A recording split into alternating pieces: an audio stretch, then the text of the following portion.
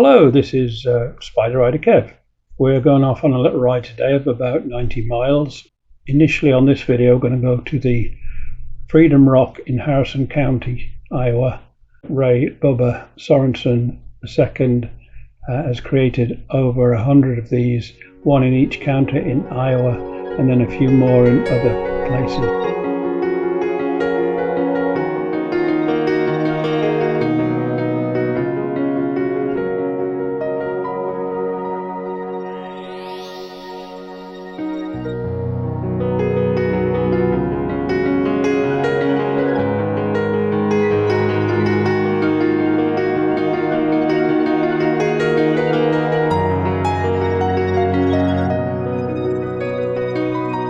We started out just on the outskirts of Crescent, Iowa, and we're now driving in the road into the town itself. As you can probably see in front of us here, we've got a nice piece of road.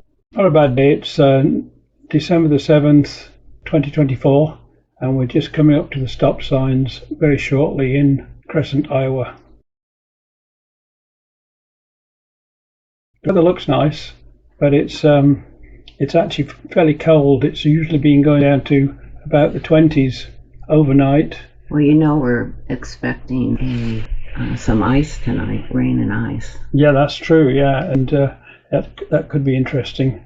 But we're hoping to do the best. We've got as much clothing on as we can put on. We've got the heated seats and gloves, the hand grips, of course, too. Now we're just coming up along here, and shortly on the left-hand side, you'll see one of the diners that's in Crescent. It's very popular. Henry's? Yeah, Henry's. Nothing finer, as the locals say.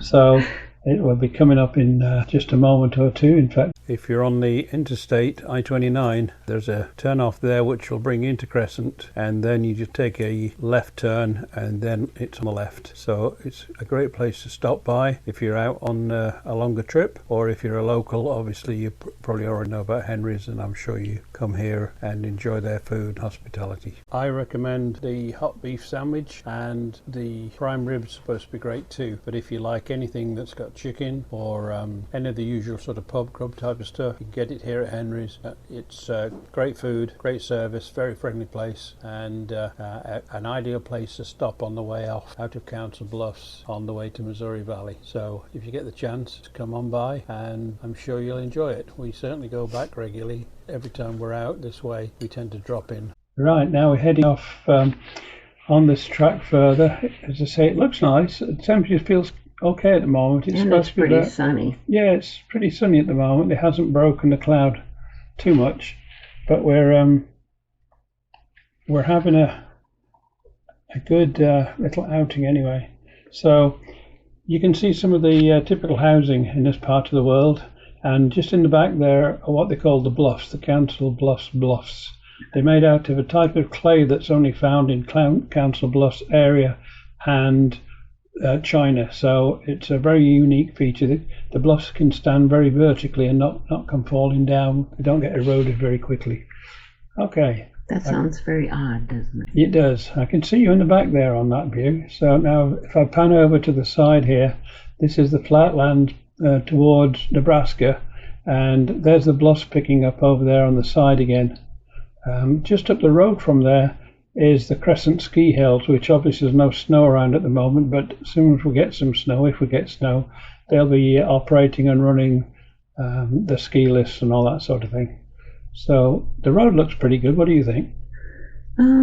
Yeah, I think all in all it's really a beautiful day. Yeah, I should have. The road's nice and smooth. I should have introduced you sooner, of course. This is my wife, Anne. She's the passenger, travels with me everywhere. And we're out for the long ride. It may get very chilly towards the end because we expect to be out till the sun goes down. Now, going on this road, they're pretty straight with little bends now and again. It's more attractive, obviously, in the spring and summer when we've got leaves on the trees, but it has its own beauty even at this time of the year. I was just going to say that. Yeah. It's the way it is. It's beautiful too. Yeah. So we really enjoyed just riding these back roads. This is sort of one of the busier back roads. It's the old Highway 6, I believe, and you will see some traffic on this one. Isn't this also called the Old Lincoln Highway? I think I think you're right on that. So kind of has 2 or 3 names. Yes, yeah, like a lot of roads in Iowa, I guess, and other places too. They seem to go by 2 or even 3 different names. There used to be a llama farm just at one side here. I remember it well. Do you remember that? It's been gone a few years now, but yeah. And then there's various cattle farms.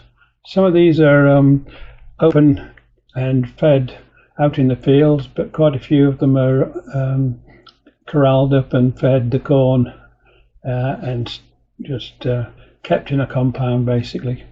Oh my gosh, look at the sky. Yeah, isn't that a beautiful sky today? The cloud formations are just amazing around here, and you can see the sky and the land. It just goes on forever. It's not always flat. Now I've just swung the Insta360 camera around in process. Later I'll do this, but you can see in the background there's another vehicle behind us, and we're all traveling about 50 miles an hour, which is the speed limit on this particular road. And it's there goes another car that way, but it's it's really nice. So everything looks sort of grey and brown because everything's just dying back because of the winter freeze, but it's going to be a lovely ride anyway. We're going to make the most of it. Mm-hmm. So I'll just mention a little bit about the Freedom Rock we're heading towards. It's about 20 miles or so from Crescent, I believe, and these rocks are remarkably, they're just absolutely beautifully painted. The guy, Bubba Sorensen, has done a remarkable job. He does one for each county, and they are unique to each county. He incorporates people who've served, died, been in prisoner of war camps from all of the services, and it's a massive tribute to everybody who's ever served in America in any part of the state of Iowa. And you've got to come out and look at these things. As I say, you can come out and do a treasure hunt and find them that way. Some are harder to find because they're quite often put off in smaller towns and off the beaten track. So we've been out to them before, but this is the first time I've had the camera on the machine. So we're doing a new exploratory run. I might clip in later some of the summer shots to give you some example, or we'll probably just do the run again in the summer and take it into account there. So now we're starting to head back into the wooded area that again formed part of the Loess Hills, and there's a nature reserve off here onto the left hand side. If you look in the fields, sometimes you can spot turkeys and deer and various other creatures that live around here. They usually it looks like they kind of bob their heads in and out of the grass. It does a little bit, doesn't it? Yes, yeah. So it's an interesting view. It's one of my favourite rides. Oh, look, there they are. That's the Hitchcock Nature Trail. We've just gone by there, and now we're heading up into a little area that's got a little bit of bends and down. It's steeply built up on one side. You can see there some example of it right now. Yeah. And then on the other side, you'll see that there's some fields. Sometimes they have cattle in them and things like that. And occasionally you might see a deer or some other critter in there. You get a lot of possums and raccoons around here. So if they're not on the roads being squished, they're out there hiding until they'll come out in the evening. So again, there's a real good view of as we go along. I do like the rear views. Perhaps if you like them too, you can make a comment.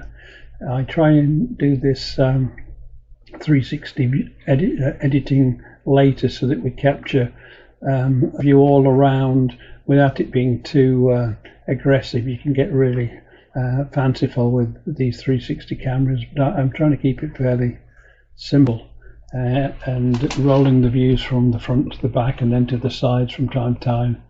And yes, down on the side here there's often cattle in these fields, but I'm guessing they've been put away for the winter time. As we come down further, do you remember what's that? It's that what was it, airplane in? I believe it's coming up in a little while. Honey Creek. That's the next place. But And that's where the airplane is. Yes. The speed limit is down at about 40 mile an hour now.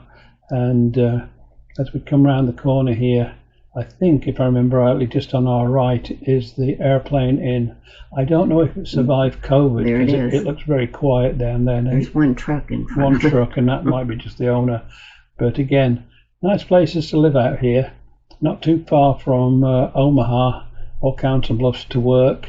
And of course, some of the people here will be working as farmers and so on. Now, a nice look back on the bluffs down there. The people around here are very friendly. They are, aren't they? Very Yes. nice people. Yes. Yeah. Anybody you meet on the roads, in the cafes, in the stores, and all that sort of thing, they'll say hello if you say hello, and you can have a chat. They'll tell you the whole life story if you want to hear it. And very nice, very easygoing. It doesn't matter who you are or where you come from, what you're riding. We don't see any aggression or dislike for the Spyder that some people have mentioned in their videos. We just wave at everybody, and everybody seems to wave back. The only times they don't wave back is usually when they're sort of going around a corner or getting ready to pass traffic or something that involves safety. Mm-hmm. And obviously then they can't wave while you're riding, so that's an exception. But generally we'll get very friendly waves and looks, especially from youngsters when we go through towns and places like that in the warmer weather when they're out and about.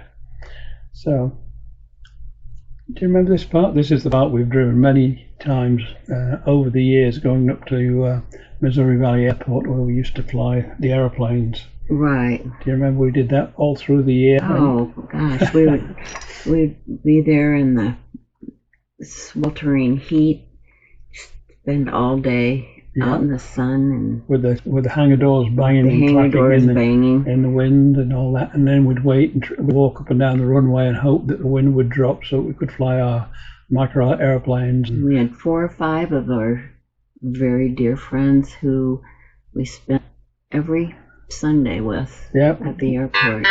Yeah, we'd come up to breakfast in the morning, and we'd then come back to the airfield and spend all day there, sometimes bringing picnic stuff and get the barbecue out, didn't we? And when the wind died down, we actually got some flights.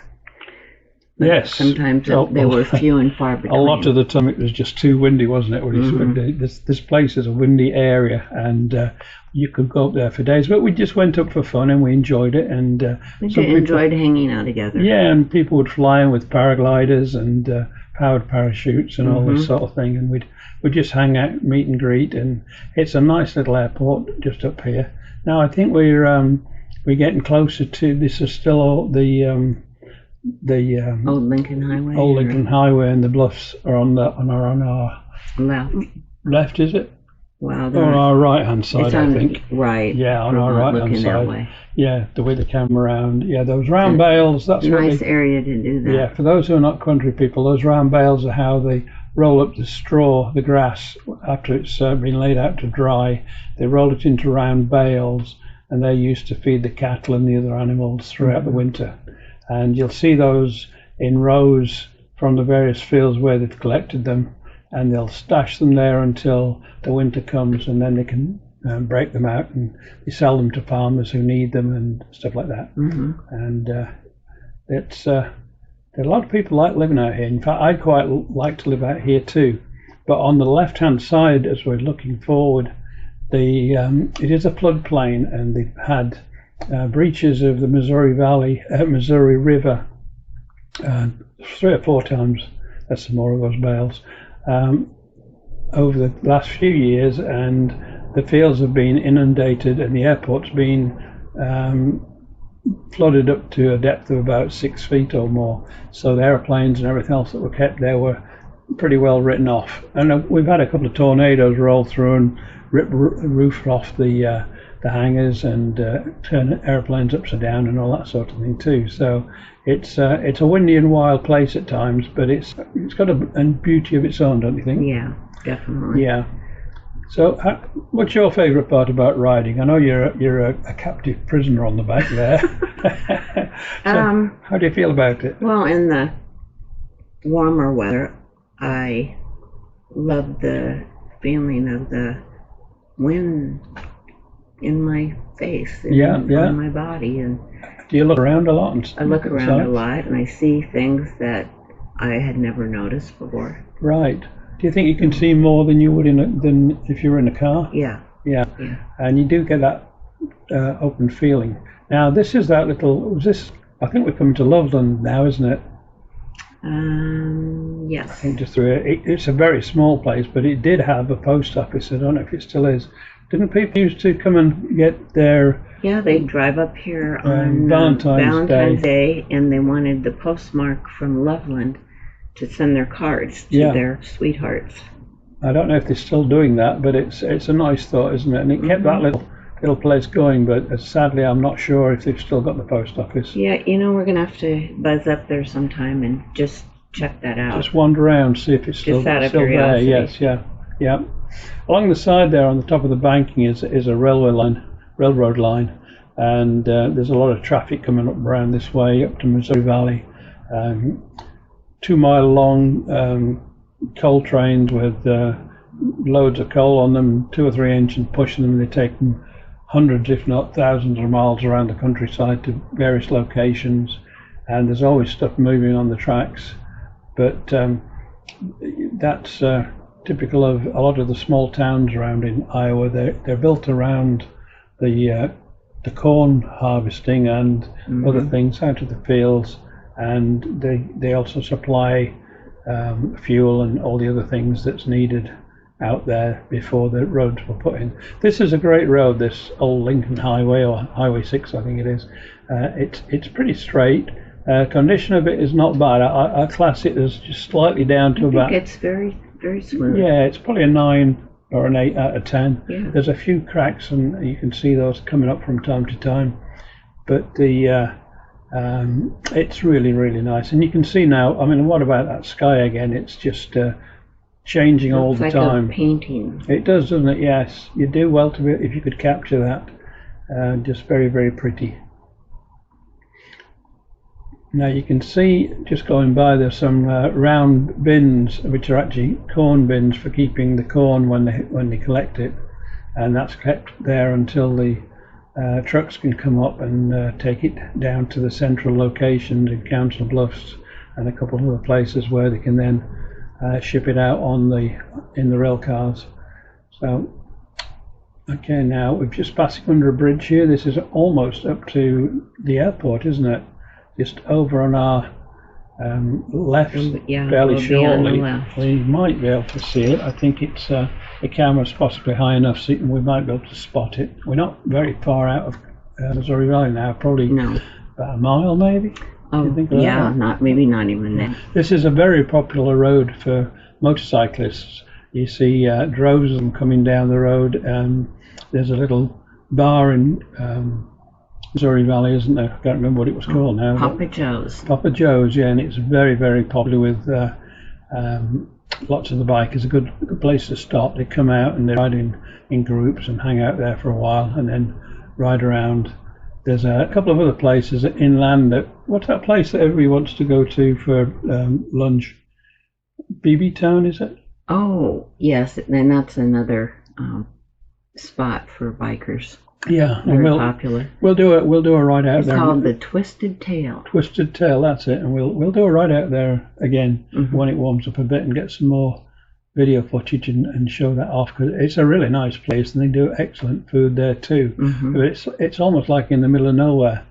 Okay. BB Town has such a low population that it seems like the restaurant is not the only business. Yeah, somebody said how many the people live in there, but you could probably count it on a couple of hands these days, I would think. Yeah, it's pretty low anyway, isn't it? Okay, here's the airport coming by, just a very small one, and we used to have That's where we hung out. We used to have one of the little slots in one of those hangars, and we spent many happy hours over several years flying and chatting and just having a good time.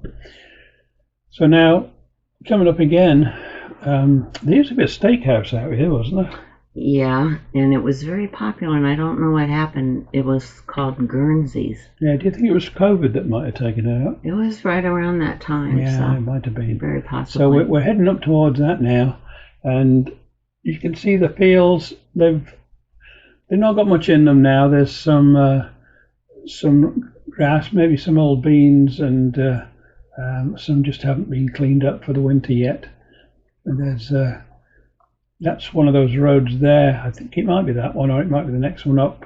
On the right is the one heading towards BB Town, and this is a nice little town. They've got some good little restaurants and ice cream places. Yeah, it's a small town, but there's a few establishments.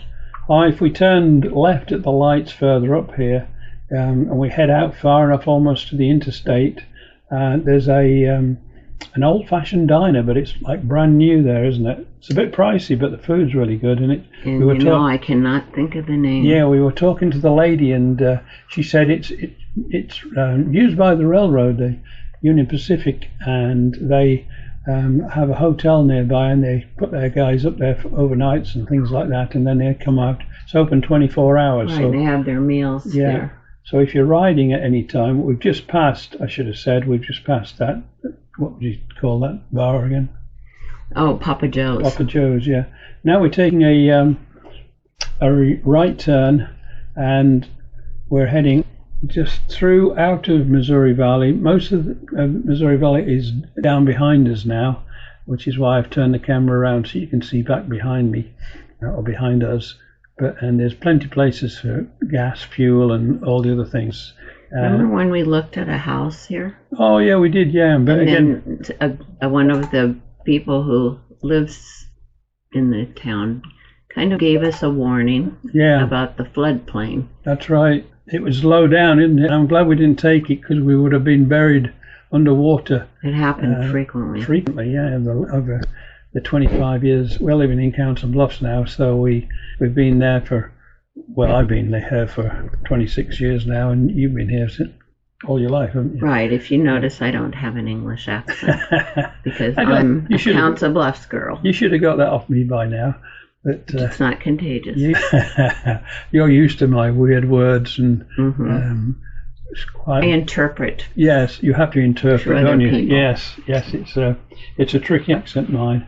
And I know on the videos here I sometimes say things, they don't come out clearly, so I try and slow down and enunciate, but it doesn't work very well, and I end up with lots of ums and ahs, so I'm trying not to do those in this video. And anyway, we're working our way out now, and we're going to the visitor center, one of the IO visitor centers. This is one of the best ones that we've been in. It's just beautiful inside, and they're always so friendly in there. I'll do some video footage inside there when we get there, and but first, when we get there, we will take a look at the Freedom Rock. But you can see the land. It's pretty flat on one side, and then it's got some sort of raised woodland areas and a little bit of the hills left. They do a lot of I don't know what it's called really, scalloping of the hills. Oh, here we are. We've just moved into the Freedom Rock area. I just had a blank in the video there. I'll have to check that out and see why. I think my power must have cut off. But anyway, we're back on with the cam. Once I stopped, I turned it back on, and this is one of the Freedom Rocks, and I think it's a beautiful example of what Bubba Sorensen does. And just down below there is the visitor center, but look at the detail on that. And Bubba comes out, I think, every year and touches them up and makes sure they're in good condition. And you can see Anne sitting there back on the Spyder while she waits for me to do this little bit of videoing. But I love them. Some of them have plaques around the walls and things, and others have them on the ground, and they're always wonderful places to visit and reflect. I try and read upon the stories of the people that are on there, And sometimes there's a little notice board, isn't there, that you can look at and see what else is. When everybody why signs put in, there. Yeah. They like to know where people are coming from. Yeah, yeah. Right, so I'm just getting back on the Spyder now, and I'm going to just take you down to. Oh, there you go. You can see a little bit of the 360 weirdness. If the stitching from the front camera to the back camera is making that sort of wave on there. I'll leave it in though, but I'm not that bothered. We're very comfortable sitting there on the sheepskin, aren't we? That works pretty well. Even very nice, very warm. The heat comes through, doesn't it, quite well. And you've got the hand grips, and I've got mine too. Right. Anna has to give me the leg over to get me on, and the same getting off, because my legs are pretty short, and I have an issue just swinging over the top. But once I'm settled down, got my seat back in place, it doesn't take me too long to get started, and so we'll roll down just down the slope here and go and take a look in the visitor centre.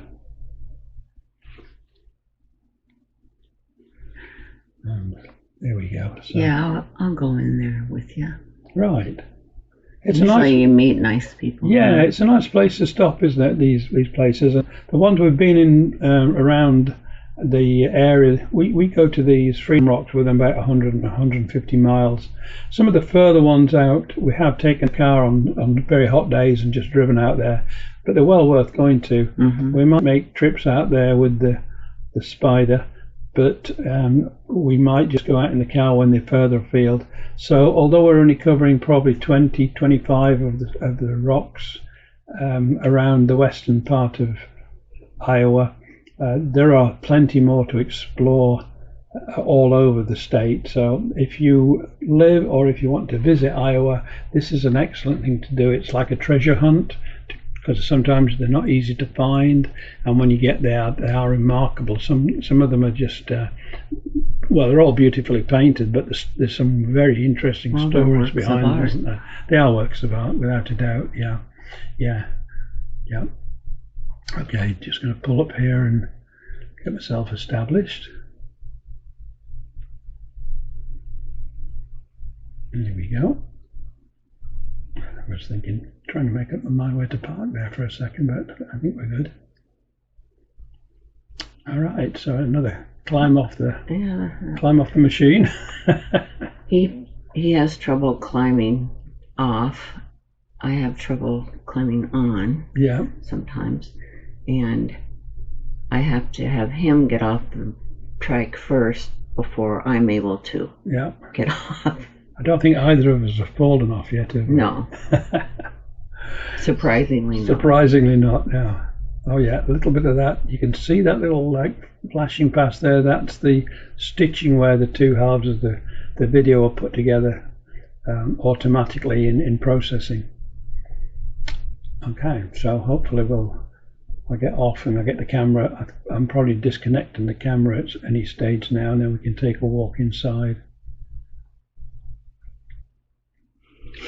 I'm wired up with various cameras and mounts in different locations, so I can try and get interesting shots. I've got a front and rear camera, more or less like you'd have in the car, and then I've got the helmet mounted one, and I might mount one on the dashboard area as well to look back. But this 360 camera does a great job, so I'm enjoying using it. It's only early days yet, and but it's remarkable what it can do. So I think this is going to be my go-to camera. You're definitely a gadget man. I am, aren't I? Yes. I'm always fiddling and doing. So okay, I'm just waiting now for Anne to get off. Sometimes it takes give her a helping hand. Yes. We're very entertaining when we're getting up on and off, aren't we, I guess. Hope people aren't taking video of us getting that's right. The trike. That would make something special, wouldn't it? So, it's just reality, folks. It is, it's the way it is. When you get to our age, we're both 72, heading towards 73, so here we go. We're going to walk inside now, so I'll give you a little quick tour around. Oh, it's open. Yeah, it is open. That's great. And there you are. Okay, I'm being a gentleman, letting you in, of course. Yeah.